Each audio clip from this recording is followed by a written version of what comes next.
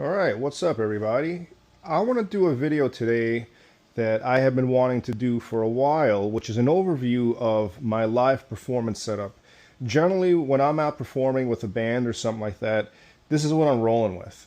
So I could blend in different sources such as my live feed, which would be like the liquids. I have my plate here, it's being picked up by the camera, it's also being mixed in with this one. But if I want to, I can take other work that I created, like other liquids, and blend those in, as well as other things like, for instance, some lasers or something like that, that I had also been working on.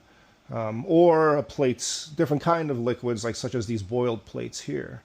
Right, so everything is kind of contained within this DJ coffin. And then on the side here, I have my computer, which is running a VJ program.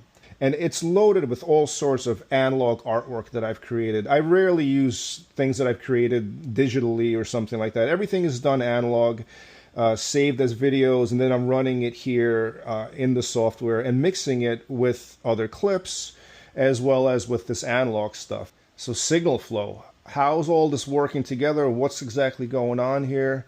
As mentioned, everything here is contained inside this DJ coffin. You can see the cover of it right here, and then there's a computer, and like I mentioned, the heart of it is sort of the computer here. Let's go into just basically how this is getting onto the screen. It's very simple. Just have an HDMI cable, single HDMI cable running down here, and here in my house here I have this projector set up, and bam, look at that, we're up on the screen. And this is pretty straightforward. I mean, you can run this into any kind of projector that you want. You can run into a video wall. You can even run into a small monitor. You can also run it into another computer and capture it if you want to save it. So that's just how video is getting out and the different ways that you can send the video, where you can send it to. Running into this are these cameras here. And what I'm doing is I'm running HDMI into this device here. This is a video capture device. If you go and check out my shop, liquidlightshop.com, I have a document on there. It's just $5 that you can get that talks a lot about how to choose this kind of stuff. You know, if you're picking out different things. But what you want is a video capture device. Usually it's a dongle of sorts that's going to take an HDMI signal or a video signal and run it into the computer using USB. You want to generally do USB 3.0. You don't really want the slower kind because your video will lag or drop frame rate. But what's happening is you have these two cameras which are running out with HDMI into the video mixer here. This is a Roland V1 HD, a pretty popular mixer. So one camera is running here, one camera is running there, and I can blend them together, and I am sending this out via HDMI into my Magewell video capture device and running into USB 3.0, and it's showing up here as basically the computer considers it a video clip. It's being treated in the program as if it was a video clip, even though it's bringing in live video. And so if you want to see it, I'll bring it up here. And there you go. So I am running the liquids here and blending it with this camera here as well. This is a Roland V1 HD. It's a pretty popular mixer. What I really love about it has a really good LUMIA key on it. So basically, like, I can punch out the black or white if I want to, depending on how I have it set up. Punch it out, and then it will do like a nice solid image of what's underneath it, which is really great for composition and things like that. Especially if you use black plates, that'll work really well for you if you go ahead and do that. There's other effects on this one. I don't really like them that much, but this one in particular is really good. And I can have up to 4 different settings on here. I'm sorry, 4 different inputs on here as well. But basically, these two are being funneled together, coming out with HDMI into the video capture device, USB 3.0, going into the computer, and it is being considered as a video clip as far as the computer is concerned. Often when I've done videos similar to this, I get asked, what is this thing? Well, this is just a simple MIDI controller. It's a Novation Launch Control XL. It's actually the official Joshua Light Show model. Yeah, that's a joke. But anyway, this is just a MIDI controller that is mapped to different functions on the Resolume. And so I have different clips set up that are being mixed in with these faders. And it's basically, if you think of this, if you're into audio and music, the program Ableton or any like kind of DJ programs or anything like that, it's kind of very similar to this, where I'm blending in different stuff and I can affect the clips in different ways and layer them. And like back in the day, some shows like the Joshua Light Show would actually also have a mixing board where all the different projectors and the lamps would all be, the power for them and the voltage control would be going to a physical mixer that Joshua would be controlling and blending all different performers together onto the screen. So it's sort of a miniature version of that. I mean, it's a modern day version of that. And as mentioned before, this works well for myself when I'm working alone. I can do quite a bit of stuff here with this setup. A little bit about the rest of the physical setup here. As I mentioned, this is a DJ coffin. You can see the cover is right here for it. This is a game changer for me because I have all my wiring. I can have all my power and all that stuff set up here. I have all my wires and all that going there. And this makes setting up and breaking down really a breeze, especially breaking down. If you ever have done shows, you know that breaking down is probably one of the worst parts of the night. It's depressing, it's a pain in the ass. You're already spent from the whole day, and now you have to break everything down. This allows me to kind of take off the cameras quickly and all that, and then just kind of, you know, put the wires back where they need to be, button everything up, put the cover on, boom, we're ready to go home. I could break down in less than 30 minutes with what I have here. So I have these cameras on these articulating camera arms. You can grab these at my shop, liquidlightshop.com. These are really good, high quality ones. They're a little more expensive than the cheap plastic ones. However, they are solid and they will stay in place. And you can put your camera any way you want, really. They don't just have to go like this. You can come in at a side angle if you want to. You know, or if you don't have a DJ coffin or something like that and you have a weird place, like let's say you, for some reason, have a pipe here, you can put your arm there, have it, you know, articulate down and come out as well. So they're very versatile, and these are really, they're kind of the only way to go as far as if you want to mount your cameras. You can use cheap plastic stuff. You can use those like those spring-mounted lamp things, but they won't hold too much weight. If you have a solid camera, you definitely want a solid arm, and this would be like professional standard stuff that you would see in, you know, in regular TV or film production. For light sources, I have these rotating LED platters. Also sell all this stuff in my shop. This would be the 6-inch color dancer, which has a bunch of different, it can do solid colors. And you can also get different patterns that it'll start, that you can cycle through and get going as well. So this is really cool. This is a lot of fun to play around with and gives you a lot of dynamics. I absolutely love this. This has been a game changer for me when I came out with these. And I know a lot of other people have also expressed that they like using these. So I'm glad that I'm not the only one that finds good use out of it.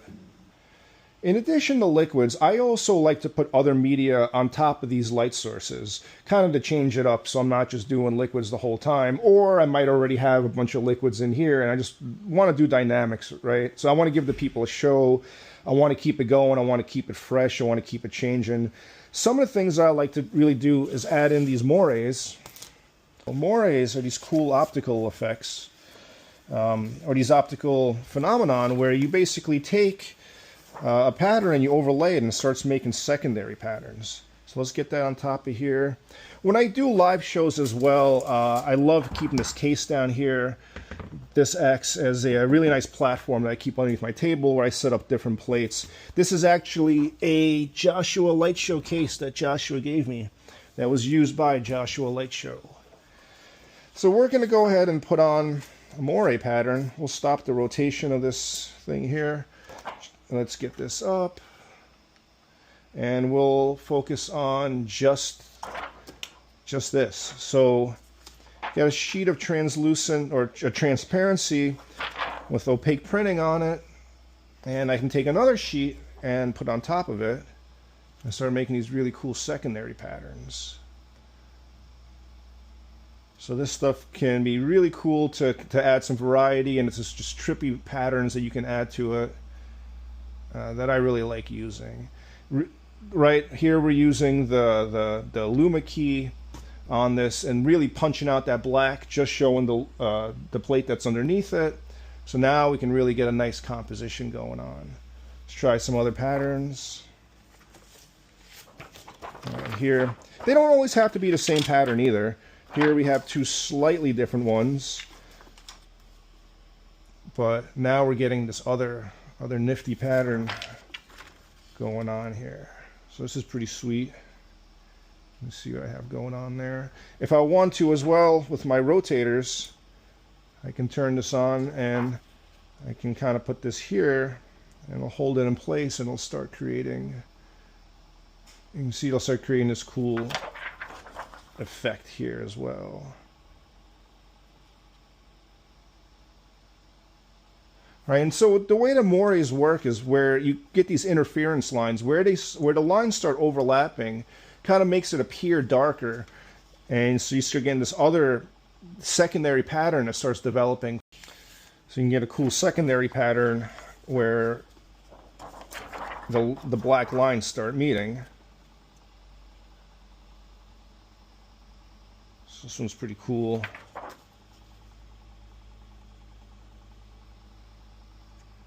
Let's punch this out. There you go. And this is nice. I like doing this because it's just the contrast. Like suddenly you start getting these like hard geometric shapes over the free-flowing smooth liquids, which are much more organic, but you know, you get the geometry here where you start getting straight lines and things like that, or much straighter lines you don't typically get in nature. And I like seeing that together. So this is also something I've been working with a lot lately that I love doing. I have all these reflective things here, and I keep a lamp as well on top of my my setup here. So let's remove this plate. So I have all these cool reflective things that I like adding as well. Kind of like bringing like LUMIA of sorts into the modern day camera system. All right, let's go ahead and pop this out. And we'll try out the different ones, but I really like doing this as well. So you can get these like really cool, just, you know, shiny, you know, the quality of the light like reflecting back at you and getting up on the screen to add a little bit of variety to the setup as well. And this is something that I really enjoy doing. So adding that in, you can also add in some, right, we'll put the moire back in. So this is something that I've been liking to work with as well, is adding in these like cool metallic things. So let's try a different one here. All right, switch this out. And you can also layer them. And I like to layer other things on as well to create this like this collage of sorts. So let's see, maybe let me get my light back up there. Pull this out a bit.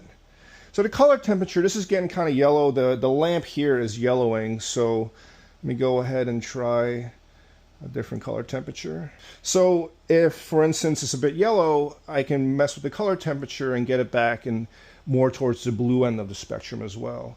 I think I'll do that here just to kind of help compensate for this.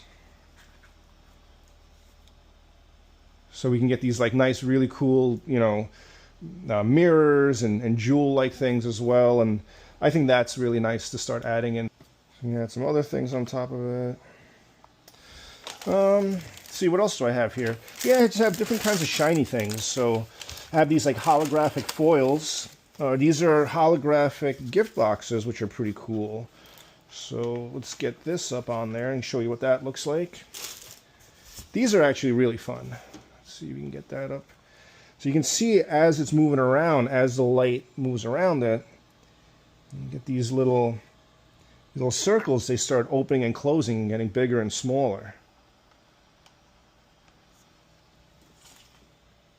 So you can see like they're getting like they're, you know, changing size and all that as they're catching the light in different ways. Sometimes you find just the simplest things in the children's toy section. I think this is supposed to be a frisbee. It's a sequin flyer. However, you know, it's got all these really nice reflective things on there, and you can start making patterns out of it when you rub your hand across it. So let's get that back up. All right, so this is also something fun to add in as well. So, you know, for me, it's kind of like different tactile things, different things that catch light in different ways or move around, or, you know, physical things that I like to add in. You know, that's just like my style. And this is just another one of those things. Got that. Right, and then we can, of course, put a plate back on. And you can run a plate even on top of, you know, something like this. So let's get this back up. And you can see what was black and white. Now I added in this plate over it and added some color to it. All right, this is just this stuff here. So again, you know, adding variety to it. You know, I really don't like doing a show that is just liquids or something like that. I think that gets kind of boring. And I just like to keep it going. And then when you do hit them with like the liquids or something like that, it's that much more impactful. So let's get into Resolume. This is a pretty popular program. I'm going to do a full video on this, where I'm going to do like a full screen share and run you through how to set this up from you know, from a base, and how you can set this up yourself. One thing to keep in mind, when you have a laptop, make sure that it is like a gaming laptop. You want to have a video card in it. Your regular laptop that has like the video, quote unquote, video card stuck onto the motherboard, it's not really going to cut it. You need something that's designed to play video games. If essentially your program that you're running here, if you are using Resolume or VDMX or Chaos or any of these kind of programs, even Touch Designer, you want something that can handle video. And basically this is kind of a video game that's being played. Instead of a little, you know, a little pad controller, you have something like this. All right. So you want to make sure that your laptop is a gaming laptop. This one here wasn't too expensive. It's a Lenovo. It's a Lenovo, what is this, Legion 5. This was like $1,500 when it came out. It's got a NVIDIA 3080 RTX video card in it, and that is plenty. I can run this up to 4K if I want to. Let me just explain a little bit about how I have this set up. I have 4 different layers set up here, right? So the way the program works is, these are each a layer, and I can choose a clip from each of these layers, right? So for instance, I can get a layer, I'll get a one here, I'll do something here, I'll do something here, and I'll do something here as well. And so these will now be stacked on top of each other. So here's like my first layer, which is just a black and white clip. I have this here, which is a yellow one. This here is also a red one, and down here I have a gold one. All right, and I can start layering these on top of each other if I want to. And I can move them in and out. I can play them rhythmically in terms of how I fade them. But something else that I can do, and let's get a clip that has a little bit more dynamics on it, that'll look a little bit cooler. Here, this is one of my go-to clips here. So the way I use Resolume, it's sort of a glorified video clip player, where I have it set up as a matrix, where basically every one of these layers has the option to blend any clip with itself. So if I want to, I can put the same clip on all 4 layers, and start mixing them up. And so what I can do, I don't have too many effects on here, but I do have a couple of basic effects. One of them, which is really important, is the ability to control the speed of the video clip. So I can slow it down, I can almost stop it, or I can speed it up. I also have a hue change to it, so I can start changing the hue of it, and this comes in really handy. I could also do a positive and negative on it, so I can reverse the color if I want to as well. So that comes in really handy in terms of when it comes to mixing stuff. And then I also have this other effect I like to use sometimes, which adds an RGB effect to it. Let's see, this one will probably be a little bit easier to see on here. So I have this RGB effect. We can see it starts separating the colors into red, green, and blue, the primary colors of light. And I kind of like that as well. It gives us sort of like as if it's going through like a prism or something like that effect. All right, and then we can, like I said, we can start changing all the colors on it. The color changing is really handy when it comes to doing liquids on a plate. So let's get rid of this. And so I have a plate here it's red and blue with yellow on top. But if I want to, I can also start changing the color of this. So this is really handy. And this really works out as well and lets you get a lot of mileage out of stuff. You know, and I can do the same thing. I can add the RGB effect to this as well. You know, separate the colors a bit. So these are basically the only real effects that I use as far as manipulating clips go. And then I do also like to use mirroring as well. So mirroring, which would be where it basically takes something, just splits it in half.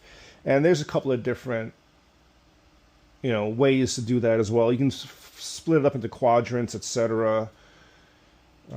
So that's one of them. I can also add in, I do have a vignette sometimes. So if, let's say I'm projecting onto a wall, right, and I don't want to see those harsh corners on there, I have a vignette effect, which kind of softens them up. So we can soften up the harsh edges. I don't know if you can really see it. See right there. So that kind of helps a lot in terms of like if you're just projecting onto a wall or something like that, and you know, it just smooths it out just a little bit as well. Now, one of the other things that I also have here that I really like to do is I have video feedback. Video feedback, you might have seen this in some of my other videos. It's basically when you take a camera, you connect it to a TV, and you aim the camera at the TV, and it creates this tunneling effect. Well, here, there's a way to do this digitally. So basically, it's kind of mimicking what that does and starts creating this tunneling effect. And I can pretend to move my camera in, I can pretend to move my camera out with this. I can also twist it if I want to, and pull it out. And then I can also, of course, add the mirroring effect to this as well, which starts creating different geometries. So I add the mirroring effect to, let's say I have the video feedback in a spiral, and then I'm adding this to it. And I also have a hue cycle on here. And I have an RGB effect on here as well, too, on the actual video feedback layer. All right. Let's see, we can get the... And then by moving around the different parameters of the mirroring, I can start getting different geometries as well. So as far as effects go, that's kind of basically it that I have on my Resolume. I also can just do solid colors. I can turn the whole thing red, I can turn it green, I can turn it blue if I need to. I also have some saturation, so I can saturate the color, I can take it out and make it black and white, as well as brightness and contrast. And then this is great for on the fly. If you're doing a show and the image isn't quite looking the way you want it to, you might have some, you know, ambient light or whatever, stage lighting is kind of affecting it. You kind of cheat a little bit and boost the color as well. All right. And finally, as a preview of what we'll be doing for a featured video, so these are different layers here, and you choose which clip you want, and then they'll stack on top of each other using your different faders. You can see as I'm moving my faders here, you can see it's moving there. All right, and there's different decks as well. So I have them organized into various categories. So I have a bunch of effects that are just minimal. Oh, I'm sorry, various clips that are just minimal in nature. I have a bunch of blow plates. I have blow plates set up here. Got something that I call floaters, which are just sort of free-flowing stuff in open plates. I have bouncy plates. So these are plates where it's just kind of bouncing, basically actually just doing what this does, but in video form. All right, I have a section here on simple plates, which will just be like basically one color plates, and that I can then start stacking on top of each other.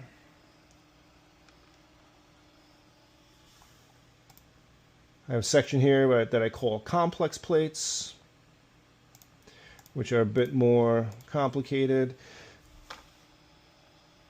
I guess I'm not going to go through all of these unless you want me to, or I'll talk about it more in the other video. But in addition to liquids, I also have certain kinds of like special effects things where, for instance, I call it a special effect, but what I have here is a projection of using a slide projector with slides going through it that are being warped with color wheels and ripple wheels that are then creating this image. You can actually see these right here. So this whole section here actually is basically what a lot of the stuff that's in the Resolume where it's been filmed. Certain things, this might be a little impractical to bring out to a show, right? So I'll film it here in the studio, I set up a screen, and then I bring the stuff into here. So something that might be a little impractical for me to bring out, that's just, especially if it's like a big show, right? I can't really bring out little slide projectors, but I can record them and put them on here. Stuff like with a Commodore 64 that have some graphics that I've created. I have various optical effects and things that I've like ran through different lenses. So these would be like physical objects that are running through like a lens and using actually something like this. One of these little things. So that's kind of what that is.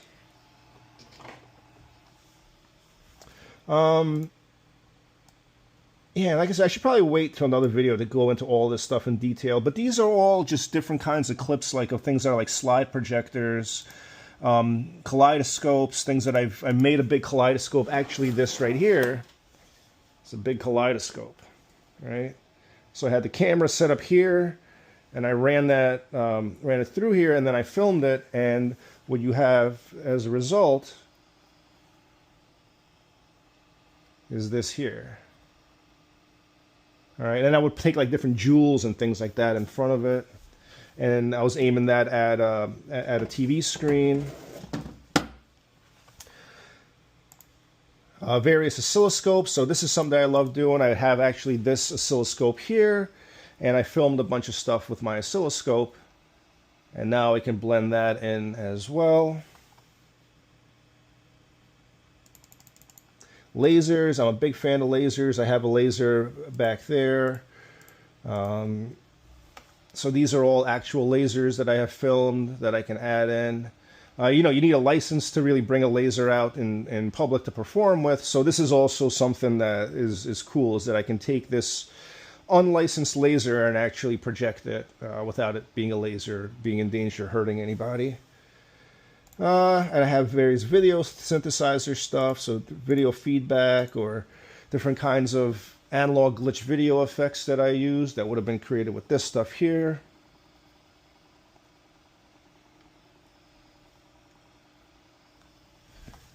All right, let's see. And I did say I don't use computer generated stuff, but I do even have a couple of like little AI experiments that I've tried out just to kind of, just see what it would look like. And, sometimes there's a time where this might be appropriate for the band or the show or something like that. So then, or just to add variety to it, right? And maybe I was doing something analog all night, right? Or I've been, really working, I've been really working like the organic thing. And I just want to like change it up. I want to, completely flip it on its head. So I'll bring in some computer AI made up stuff, just to kind of keep people on their toes or whatever. But generally, like I said, most of the stuff that I do is all analog in nature. All right. LUMIA as well. I have different kinds of LUMIA that I filmed. So I'll do a video actually on how I did this as well. So I have different, basically similar to this stuff where you would have like light reflecting off something. And you can even kind of see it here on this, on my ceiling here. Basically a much more higher powered version of this went to over here, and then this is the different clips that I have. All right, so I hope you guys get something out of this, and yeah, leave comments, let me know what you think, and I'll catch you on the flip side. Peace.